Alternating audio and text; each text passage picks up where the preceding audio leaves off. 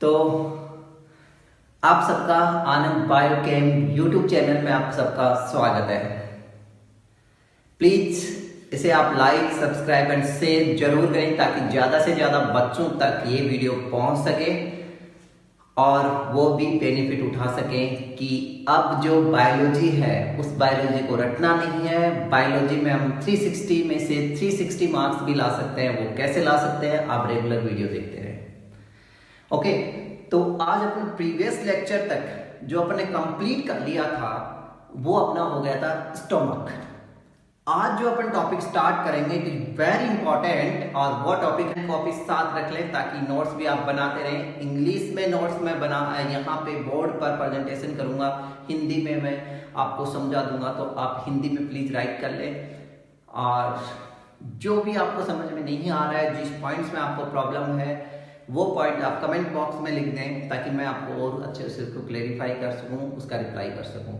And आप सबको इसी वीडियो के लास्ट के अंदर आपको जो टॉपिक मैं पढ़ा रहा हूं इंटेस्टाइन, उसके 5 इंपॉर्टेंट क्वेश्चंस भी आपको दिए जाएंगे जो आप सबको करने हैं। उनके आंसर कमेंट बॉक्स में आप उनके आंसर लिखोगे ताकि मैं उनको देखूंगा और रिप्लाई करूंगा। उन आंसर अगर आपको नहीं आ रहे हैं तो वो मैं नेक्स्ट वीडियो के अंदर या कमेंट बॉक्स के अंदर आप सब देख लेना, उसके आंसर आपको मिल जाएंगे, लेकिन उस टाइम नहीं मिलेंगे। सेल्फ एनालिसिस करना है आप लोगों को, ठीक है? गुड। तो लेट्स स्टार्ट। इंटेस्टाइन कहां पर पाई जाती है? तो आप सबको पता है इंटेस्टाइन कहां पे पाई जाएगी? एब्डोमिनल कैविटी के अंदर। ओके, एब्डोमिनल कैविटी के अंदर प्रेजेंट होगी। इंटेस्टाइन के कितने पार्ट्स होते हैं? इंटेस्टाइन के कितने पार्ट्स होते हैं? 2 पार्ट्स होते हैं इंटेस्टाइन के। एक होती है स्मॉल इंटेस्टाइन और एक होती है लार्ज इंटेस्टाइन, जिन छोटी आंत और बड़ी आंत। स्मॉल इंटेस्टाइन होती है, ये ऑलमोस्ट 6 से 6.5 मीटर लॉन्ग होती है। यहां पर मैं देखूं तो 6 to 6.5 मीटर लॉन्ग होती है। एंड लार्ज इंटेस्टाइन देखें तो 1.5 मीटर लॉन्ग होती है। ऑलमोस्ट, लगभग बात कर रहा हूं मैं। ओके, तो इसका मतलब स्मॉल इंटेस्टाइन है, ये छोटी होनी चाहिए लेंथ इसकी, लेकिन बड़ी है। क्यों? क्योंकि इसको डिवाइडेड लेंथ के अकॉर्डिंग नहीं किया, इसके डायमीटर के अकॉर्डिंग अपन ने इसको डिवाइडेड किया है। इसकी जो स्मॉल इंटेस्टाइन का जो डायमीटर होता है वो कम होगा, जबकि लार्ज इंटेस्टाइन का डायमीटर क्या होगा? बड़ा होगा, जबकि इसकी लेंथ ज्यादा होगी, लेंथ इसकी कम होगी। तो डायमीटर के अकॉर्डिंग यानी चौड़ाई की अगर हम बात करें तो उसके अकॉर्डिंग ये ज्यादा चौड़ी होती है और ये कम होती है। ओके, नेक्स्ट, स्मॉल इंटेस्टाइन को कितने पार्ट्स में डिवाइडेड किया अपन ने? 3 पार्ट्स में, duodenum, jejunum and ileum. Large intestine को कितने पार्ट्स में डिवाइडेड किया अपन ने? 3 पार्ट्स के अंदर, सिकम, कॉलन एंड रेक्टम। तो सबसे पहले अपन लेट्स स्टार्ट करते हैं। अपन पहला पॉइंट कौन सा? स्मॉल पॉइंट है अपना स्मॉल इंटेस्टाइन। स्मॉल इंटेस्टाइन के बारे में मैंने बताया अभी, इसकी लेंथ कितनी होती है? 6 to 6.5 मीटर होती है, वेरिएबल होती है। पहली बात तो ये किसी के अंदर ज्यादा हो सकती है, किसी के अंदर कम हो सकती है। ऑलमोस्ट बता रहा हूं मैं, लगभग 6 to 6.5 मीटर होती है। ओके, ये स्मॉल इंटेस्टाइन के 3 पार्ट्स होते हैं। पहला कौन सा? ड्यूडेनम, दूसरा कौन सा? जेजुनम और तीसरा कौन सा? इलियम। देखते हैं ये तीनों पार्ट्स कहां पे पाए जाएंगे। मैंने अपने रफली डायग्राम भी बनाया है और एक स्लाइड भी दी है आपको, तो स्लाइड के अंदर भी आप देख लें, इस डायग्राम के अंदर भी समझ लें। आप सबको पता है ये क्या है? ईसोफेगस। ये क्या है? स्टोमक।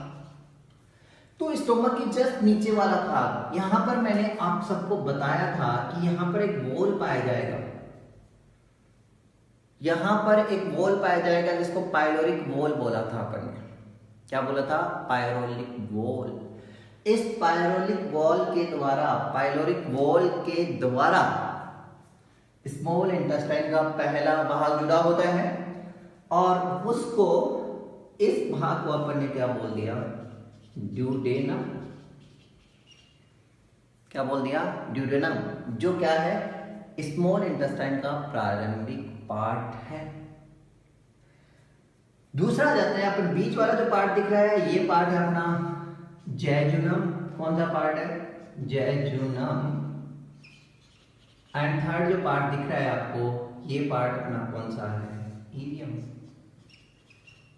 कौन सा पार्ट है, इलियम पार्ट। यहां पर इलियम जो पार्ट है, यहीं से लोअर इंटेस्टाइन क्या हो जाती है, स्टार्ट हो जाती है। यहां पर भी एक वॉल पाया जाता है, वॉल बोल सकते हो आप, जिससे वो कनेक्टेड होगी, उस वॉल को आप बोलोगे इलियोसिकल वॉल। इलियोसिकल वॉल के द्वारा क्या होती है, ये लोअर इंटेस्टाइन का पहला पार्ट कौन से, सिक्कम से कनेक्टेड होती है। तो इलियम पार्ट पर क्या पाया जाएगा, इलियोसिकल वॉल पाया जाएगा। ओके, तो इसको अपन समझते हैं, पहले पार्ट्स को अपन समझते हैं। ड्यूडेनम क्या होता है, समझो। ड्यूडेनम जो होता है वह लेंथ में क्या होगा, छोटा, लेकिन इसका जो डायमीटर होगा वो ज्यादा होगा। यानी इसकी जो लेंथ होती है ऑलमोस्ट 25 सेंटीमीटर होती है। ओके, एंड ये क्या होता है, वाइड पार्ट है, चौड़ा भाग होता है ये। ओके, यहां पर मैं आपको एक जनरली बताऊं तो यहां पर मैं एक डायग्राम बनाता हूं ओनली फॉर ड्यूडेनम का। तो ड्यूडेनम के बारे में बात कर रहे हैं अपन, तो ड्यूडेनम का एक डायग्राम ओनली फॉर ड्यूडेनम है।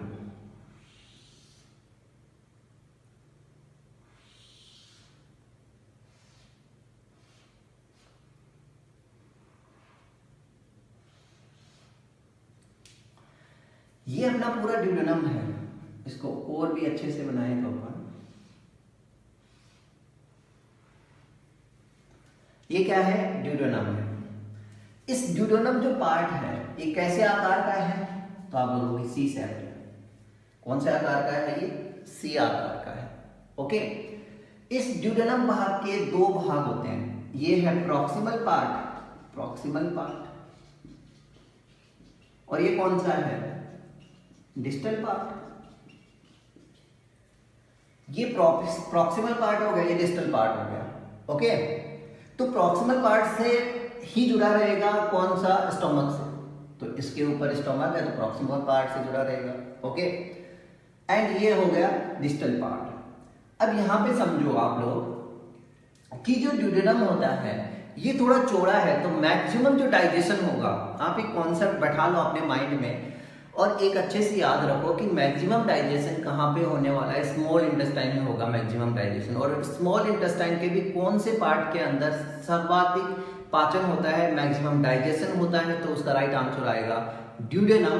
ड्यूडेनम के अंदर क्या होता है, मैक्सिमम डाइजेशन होता है। ओके, तो यहां पर चौड़ा भाग है तो मैक्सिमम डाइजेशन होगा। अब इसके डिस्टल जो पार्ट है, ये जो डिस्टल पार्ट है, डिस्टल पार्ट का ये प्रॉक्सिमल एंड हो गया, तो ये कौन सा हो गया, डिस्टल एंड हो गया। डिस्टल पार्ट का भी ये प्रॉक्सिमल है, तो ये कौन सा है, डिस्टल। तो इस डिस्टल पार्ट्स पर एक डक्ट आकर खुलती है, नोट लगा के लिखेंगे अपन, और उस डक्ट का नाम क्या होता है, हेपेटो पैंक्रेटिक डक्ट। कौन सी डक्ट होती है वो, हेपेटो पैंक्रेटिक डक्ट आकर ओपन होती है डिस्टल पार्ट के प्रॉक्सिमल, यानी ये मैं यहां पर बता रहा हूं कि यहां पर आकर ओपन होगी। अभी मैं डायग्रामेटिक व्यू से बताऊंगा आप लोगों को। तो यहां पर ओपन होगी कौन सी, हेपेटो पैंक्रेटिक डक्ट। तो इतना आपको समझ में आया। लेंथ कितनी, 25 सेंटीमीटर, वाइड पार्ट है, सी पार्ट है। नेक्स्ट आगे देखते हैं अपन हेपेटो पैंक्रेटिक डक्ट, ये यहाँ पर ओपन कैसे होती है उसके बारे में अपन देखते हैं। तो मैंने अभी बताया आपको एक स्पेसिफिक पॉइंट अपन स्टडी करेंगे इस ड्यूडेनम के अंदर कि ड्यूडेनम के ये प्रॉक्सिमल पार्ट है, ये डिस्टल पार्ट है। डिस्टल पार्ट के प्रॉक्सिमल एंड पर क्या होती है, एक डक्ट आकर खुलती है जिसका नाम क्या है, हेपेटो पैंक्रेटिक डक्ट। क्या नाम है, hepato pancreatic duct. Hepato pancreatic duct आकर ओपन होती है डिस्टल एंड के प्रॉक्सिमल पार्ट पर। तो हमेशा याद रखना, कई बार पूछा जाता है कि हेपेटो पैंक्रेटिक डक्ट आकर कहां ओपन होती है, तो आपका राइट आंसर आना चाहिए डिस्टल पार्ट के प्रॉक्सिमल एंड पर क्या होती है, हेपेटो पैंक्रेटिक डक्ट आकर ओपन होती है। अब ये हेपेटोपैंक्रेटिक डक्ट क्या है, तो यहां पर समझो आप, हेपेटो हमेशा HEPA आ जाए, हेपेटिक तो हमेशा लीवर से रिलेटेड है, लीवर को बोलते हैं अपन। तो यहां पर हेपेटो का मतलब लीवर है और पैंक्रेटिक का मतलब पैंक्रियाज से रिलेटेड है। तो आप सबको पता है लीवर भी एक ग्लैंड है और पैंक्रियाज भी एक ग्लैंड है। पैंक्रियाज एक मिक्स ग्लैंड होती है, लीवर एक एक्सोक्राइन ग्लैंड है। ओके, तो पैंक्रियाज के द्वारा पैंक्रेटिक जूस का सिक्रेशन होता है, लीवर के द्वारा बाइल जूस का सिक्रेशन होता है। इतना हम आगे भी पढ़ेंगे, अभी इतना याद रखो। अब देखो ये जो लीवर होता है इसके अंदर दो लोब होते हैं, एक होता है राइट लोब, एक होता है लेफ्ट लोब। अब इस लीवर के अंदर ही इन लोब के अंदर, ठीक है, राइट लोब के अंदर क्या होता है, यहां पर गॉल ब्लैडर क्या होता है, प्रेजेंट होता है। तो ये है अपना क्या है, गॉल ब्लैडर। गॉल ब्लैडर के अंदर क्या स्टोर रहेगा, बाइल। इसके अंदर क्या स्टोर रहेगी, बाइल स्टोर रहेगी। ओके, अब गॉल ब्लैडर से जो बाइल आएगी नीचे, तो ये गॉल ब्लैडर वाली डक्ट होगी, इस डक्ट को आप क्या बोलोगे, सिस्टिक डक्ट। क्या बोलोगे, सिस्टिक डक्ट। और यहां पर लीवर वाली है तो ये कौन सी होगी, अपनी हेपेटिक डक्ट। तो सिस्टिक डक्ट, हेपेटिक डक्ट दोनों आकर यहां पर मिल रही है, इसको अपन ने क्या बोल दिया, कॉमन। क्या बोल दिया अपन ने, कॉमन बाइल डक्ट। क्या बोल दिया, कॉमन बाइल डक्ट या कॉमन हेपेटिक डक्ट। क्या बोल सकते हो, कॉमन बाइल डक्ट बोल सकते हो, कॉमन हेपेटिक डक्ट बोल सकते हो। ये कॉमन बाइल डक्ट या हेपेटिक डक्ट आकर यहां ओपन हो रही है। यहां पर ये क्या है, पैंक्रियाज है। ये डक्ट कौन सी है, पैंक्रेटिक डक्ट है। तो बताओ, पैंक्रेटिक डक्ट ये रही और कॉमन बाइल डक्ट ये रही, ये दोनों आकर यहां मिल रही हैं। तो अब इस डक्ट को क्या बोलूंगा मैं, this is called to hepato pancreatic duct. समझ में आया सबको। तो हेपेटो पैंक्रेटिक डक्ट आकर ओपन होती है ड्यूडेनम पार्ट्स पर। ओके, तो do you understand duodenum, duodenum को आप अच्छे समझ गए होंगे। एंड मैक्सिमम डाइजेशन कहां पर होता है, यही इस ड्यूडेनम पार्ट पर ही मैक्सिमम डाइजेशन होता है। ओके, नेक्स्ट अपन नेक्स्ट पॉइंट स्मॉल इंटेस्टाइन के दूसरे पार्ट पे आ जाते हैं। दूसरा कौन सा है, जेजुनम। तो इसका स्क्रीनशॉट भी देखो आप। जेजुनम क्या होता है, देखो ये हाईली कोएलोइड है, ओके, एंड हाईली वैस्कुलर है। तो ये क्या है, हाईली वैस्कुलराइज्ड पार्ट है, अत्यधिक संवहनीय भाग है, क्योंकि यहां पर मैक्सिमम एब्जॉर्प्शन होगा, मैक्सिमम अवशोषण होगा, सर्वाधिक अवशोषण होगा, वो जेजुनम पार्ट पर होता है। तो हाईली वैस्कुलर पार्ट है ये, तो हाईली वैस्कुलर पार्ट है एंड हाईली कोएलोइड पार्ट भी है ये, हाईली कोएलोइड यानी अत्यधिक कुंडलित भाग और अत्यधिक संवहनीय भाग होता है कौन सा, जेजुनम। ओके, तो जेजुनम के बारे में इतना है। और जेजुनम की जो लेंथ होती है वो होती है 2.5 मीटर। लेंथ कितनी होती है इसकी, 2.5 मीटर होती है। 2 से 2.5 मीटर हो सकती है, 2 से 2.5 मीटर होती है। एंड थर्ड है अपना कौन सा, इलियम। थर्ड अपना बात कौन सा है, इलियम है। इलियम क्या होता है, लास्ट एंडिंग पार्ट होता है, जो मैंने अभी बताया, इलियो सिकल वॉल। इलियोसिकल वॉल किस किस के बीच में पाया जाएगा, सिकम, ये लोअर इंटेस्टाइन का भाग है, प्लस इलियम के बीच। तो इलियोसिकल वॉल के द्वारा लोअर इंटेस्टाइन से क्या होता है, कनेक्टेड होता है। इलियम जो भाग होता है इस पे भी अवशोषण होता है, लेकिन यहाँ मैक्सिमम अवशोषण नहीं होता। मैं यहाँ पर नोट करके एक पॉइंट जरूर लिख लो, यहाँ पर विटामिन B12 का एब्जॉर्प्शन इलियम भाग में ही होता है। ओके, विटामिन B12 का अवशोषण कहाँ पे होता है, इलियम भाग में होता है। ओके, तो ये अपना किसके बारे में हो गया, इलियम के बारे में हो गया। इलियम की क्या होती है, हाईली वेस्कुलराइज्ड है और इसकी जो लेंथ होती है वो 3 मीटर होती है। कितने मीटर, इंपॉर्टेंट पॉइंट्स क्या है यहां पर समझो आप लोग। ये जो स्मॉल इंटेस्टाइन है, स्मॉल इंटेस्टाइन का डिस्टल यानी लोअर जो डिस्टल लिम्ब मैंने बोला है, डिस्टल पार्ट मैंने बोला है, ओके, वो डिस्टल लिम्ब जो है, एक समीपस्थ भुजा और दूरस्थ भुजा जो मैंने बोली है नीचे वाली, तो दूरस्थ भुजा और जेजुनम और इलियम का कुछ पार्ट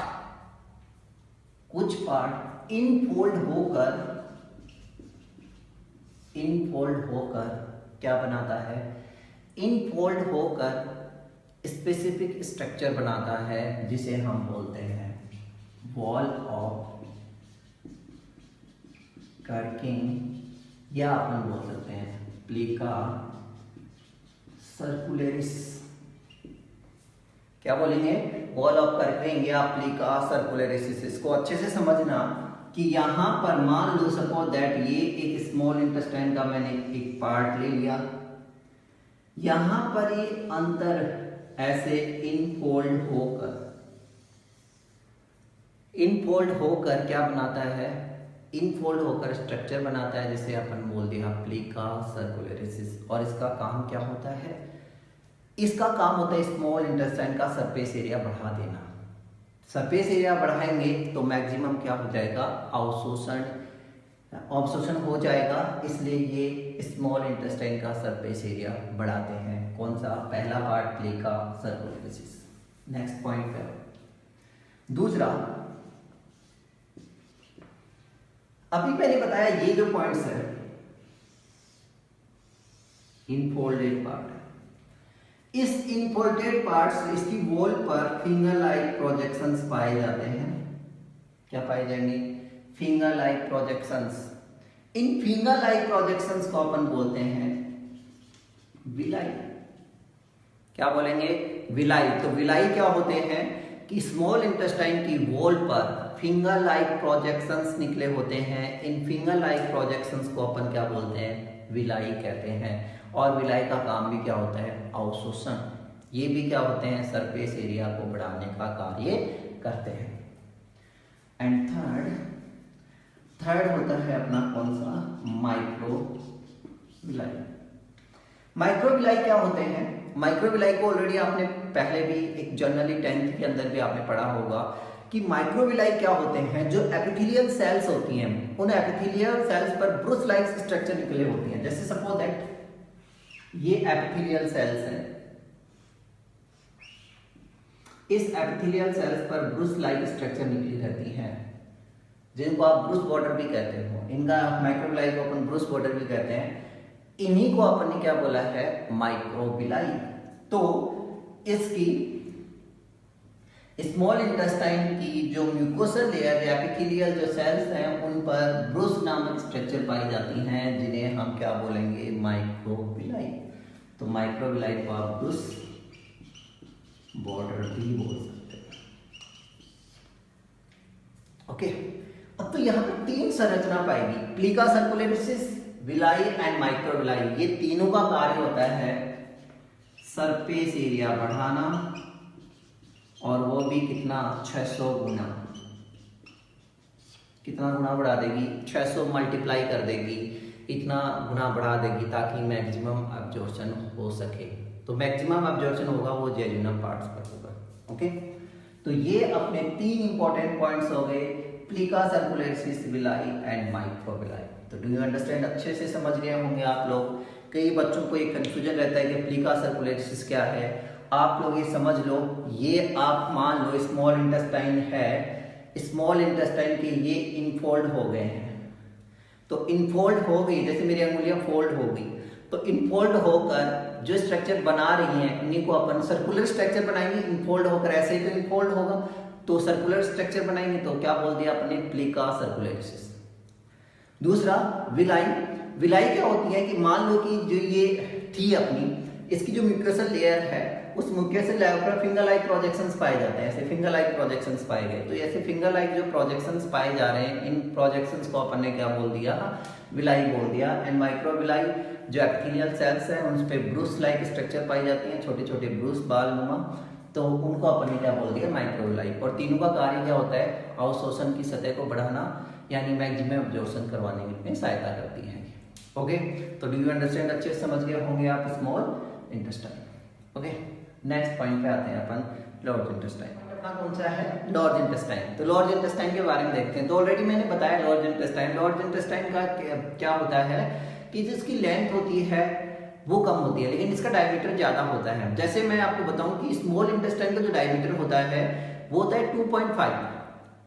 2.5 सेंटीमीटर होता है, जबकि लार्ज इंटेस्टाइन का डायमीटर होता है वो 4.8 सेंटीमीटर होता है, तो ऑलमोस्ट उसे दुगना हो गया।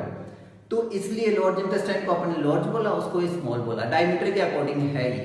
ओके, तो लार्ज इंटेस्टाइन का डायमीटर ज्यादा होगा यानी 4.8 के आसपास होगा। ओके, नेक्स्ट, तो इस लार्ज इंटेस्टाइन है, इसके 3 पार्ट्स होते हैं। First is called to cecum, उसे हमने क्या बोला है, सिकम। सेकंड जो पार्ट है उसे हमने बोला है कॉलन, एंड थर्ड जो पार्ट है उसे हमने क्या बोला है, रेक्टम। तो कितने पार्ट्स है लार्ज इंटेस्टाइन के, 3 पार्ट्स। कौन कौन से, सिकम, कॉलन एंड रेक्टम। अब यहां पर समझो आप कि सिकम, कॉलन एंड रेक्टम के बारे में अपन देखें तो समझो, सबसे पहले अपन सिकम के बारे में देखते हैं। तो सिकम क्या है, तो सिकम जो होता है वो क्या है, यहां पर देखो मैंने आपको पहले ही बताया था कि मान लो कि ये है, ये अपनी स्मॉल इंटेस्टाइन है। स्मॉल इंटेस्टाइन पे यहाँ पर एक वॉल पाया जा रहा है, उस वॉल को मैंने क्या बोला था, इलियोसिकल वॉल। जिससे क्या होगी, सिकम इलियम भाग से जुड़ी होगी। स्मॉल इंटेस्टाइन का इलियम भाग होगा और इसका कौन सा भाग होगा, सिकम। तो ये भाग अगर मान लो कि अपना कौन सा है, सिकम भाग, ये यहाँ दिखेगा नहीं, तो ये भाग आप मान लो कि ये भाग अपना कौन सा है, सिकम। तो सिकम भाग क्या होता है, देखो यहाँ पर एक बटन नुमा और फुला हुआ भाग होता है। तो button like and wide structure होता है। तो button like and wide part है, बटन नुमा एंड फुला हुआ भाग होता है, उसे हमने क्या बोला है, सिकम। अब जो सिकम भाग होता है, यहां पर समझो, अगर पॉइंट ऑफ व्यू डाइजेशन के पॉइंट ऑफ व्यू से देखें अपन, किसके पॉइंट ऑफ व्यू से, डाइजेशन के पॉइंट ऑफ व्यू से देखें अपन, तो सिकम भाग होता है वो भी वेस्टिकल पार्ट है। तो वुमन के अंदर ये क्या है, वुमन के अंदर क्या है, ये वेस्टिजियल है, यानी वेस्टिजल ऑर्गन है। कौन सा, सिकम, क्योंकि ये डाइजेशन में हेल्प नहीं करता है। लेकिन अदर एनिमल्स जैसे रैबिट एंड हर्बीवोरस एनिमल्स के अंदर इस सिकम भाग पर पाए जाते हैं कुछ सिम्बायोटिक बैक्टीरिया, यानी कुछ सिम्बायोटिक बैक्टीरिया एंड प्रोटोजोआ पाए जाते हैं, प्रोटोजोआ पाए जाते हैं। तो रैबिट या अदर जो शाकाहारी जंतु होते हैं उन पर क्या पाए जाते हैं, सहजीवी bacteria, symbiotic bacteria and protozoa पाए जाते हैं। और ये सिम्बायोटिक बैक्टीरिया एंड प्रोटोजोआ क्या करते हैं, उनके अंदर सेल्यूलोज का डाइजेशन करवाते हैं।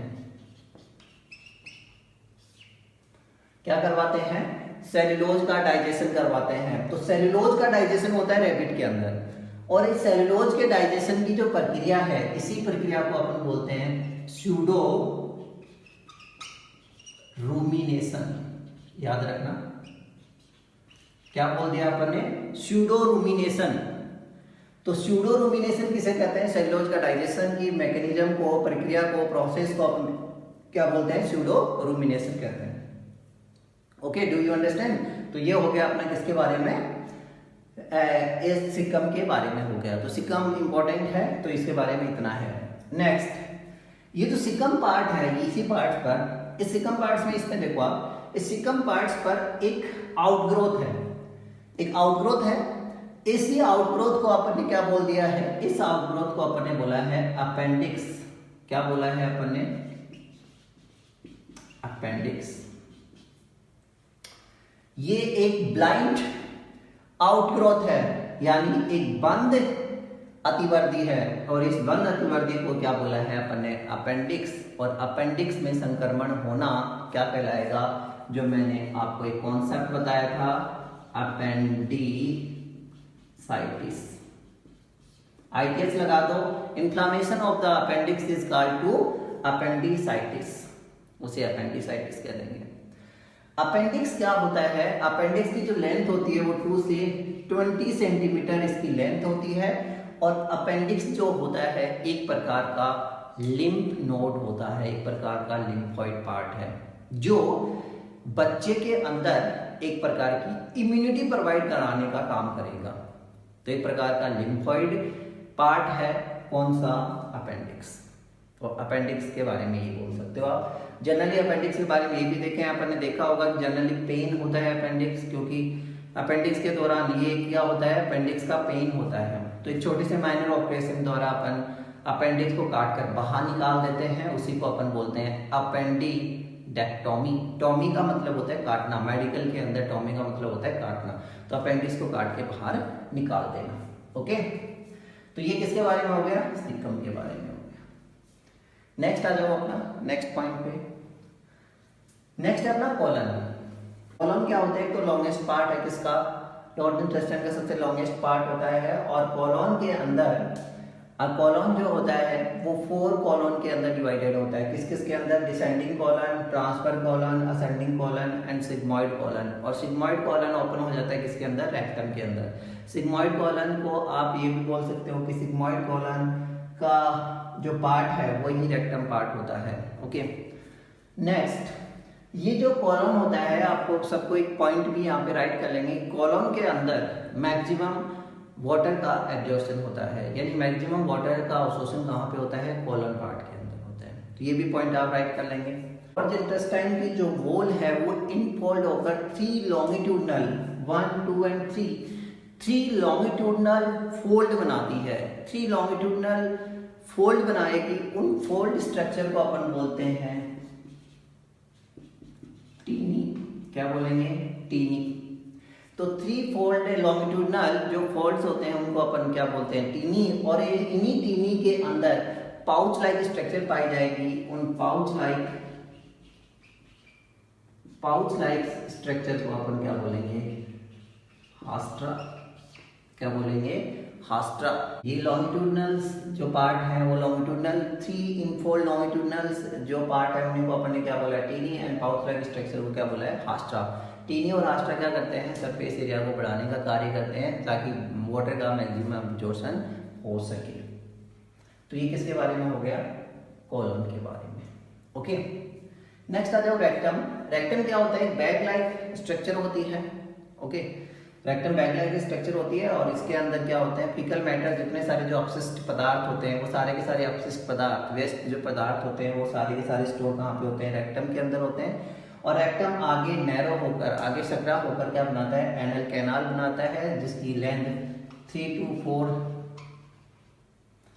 4 सेंटीमीटर के आसपास होती है। और एनल कैनाल ओपन हो जाती है किसके अंदर? एनस के अंदर। ओके, तो एनस के अंदर क्या पाए जाते हैं? एनस के अंदर एनल स्पाइंटर पाए जाते हैं, जो एक प्रकार के वॉलेंट्री मसल्स के बने होते हैं। तो एनल स्पाइंटर वॉलेंट्री मसल्स के द्वारा बने होते हैं। तो यहाँ पर वॉलेंट्री मसल्स होती है किस पर? एनस पर। तो जब भी अपन को वेस्ट पदार्थ बांधेंगे वो अपने कंट्रोल के द्वारा होते हैं, ऐसे नहीं है कि अनकंट्रोल नहीं होता। जैसे अनकंट्रोल हो जाएगा तो उसे डायरिया बोल सकते हैं अपन। ओके, एंड यहाँ पर एक डिसऑर्डर बता दूं आपको, पाइल्स। पाइल्स एक रोग होता है। पाइल्स क्या होता है? पाइल्स ज्यादातर ये ओल्ड एज में होने वाला रोग होता है। पाइल्स के अंदर क्या होती है? इसका दूसरा नाम होता है वेरिकोज वेन्स। जो रेक्टल्स जो वेन्स होती हैं, रेक्टल के अंदर जो रेक्टम भागों से वेन्स जो होती हैं वो फूल जाती हैं, और फूल होकर वहां से ब्लीडिंग स्टार्ट हो जाती है, जो बहुत पेन होता है। उसी को अपन ने कौन सा रोग बोल दिया? पाइल्स, या हिंदी में आप बोलो तो बवासीर रोग है। ये कौन सा रोग है? बवासीर रोग। ओके, तो ये आप लोगों को समझ में आया लॉर्ड इंटेस्टाइन। तो लॉर्ड इंटेस्टाइन कंप्लीट। और इसी के साथ अपना क्या हो गया? ह्यूमन कि डाइजेस्टिव सिस्टम की एनाटॉमी कंप्लीट हो गई। अब अपन स्टार्ट करेंगे फिजियोलॉजी, अपन स्टार्ट करेंगे वेरी इंपॉर्टेंट फिजियोलॉजी।